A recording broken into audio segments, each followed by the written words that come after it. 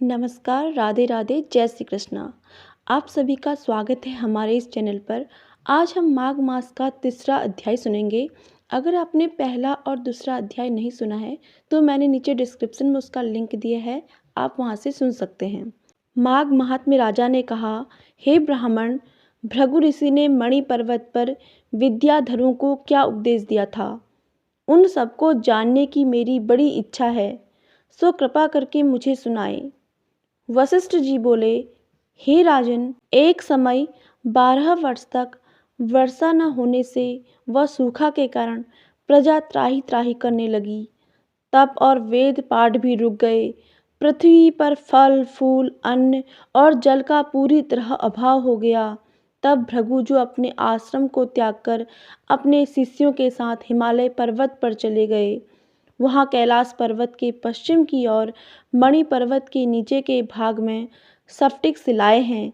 मध्य की शिलाएं नीलकंठ पक्षी के समान हैं। अपने एक ऐश्वर्य के कारण यह शुक्ल नीलकंठ की भांति शोभायमान था। उसके नीचे स्वर्ग मेखला थी। इस छवि के कारण वह पीताम्बरधारी कृष्ण की तरह शोभित होता था। उसमें से एक दिव्य ज्योति निकलकर आसपास के वातावरण को शोभायमान करती रहती थी।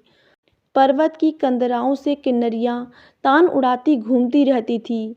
सूर्य की किरणें पड़ने पर पर्वत की शिलाओं से इंद्रधनुष के रंग की किरणें दिखाई देती थी।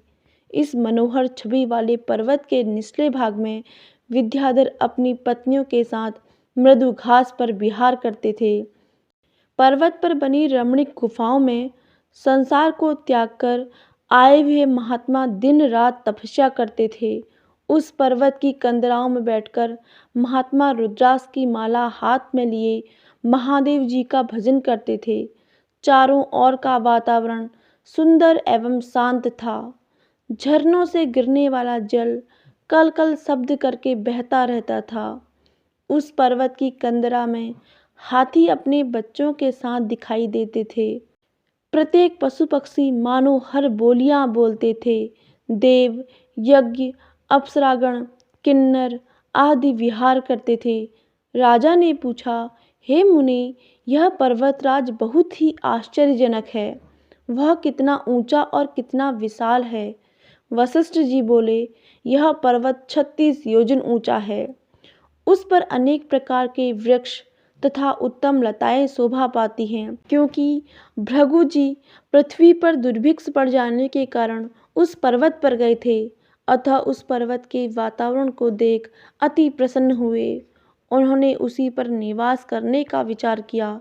एक सुंदर कंदरा में वे निवास करने लगे और भृगु जी तपस्या करने लगे।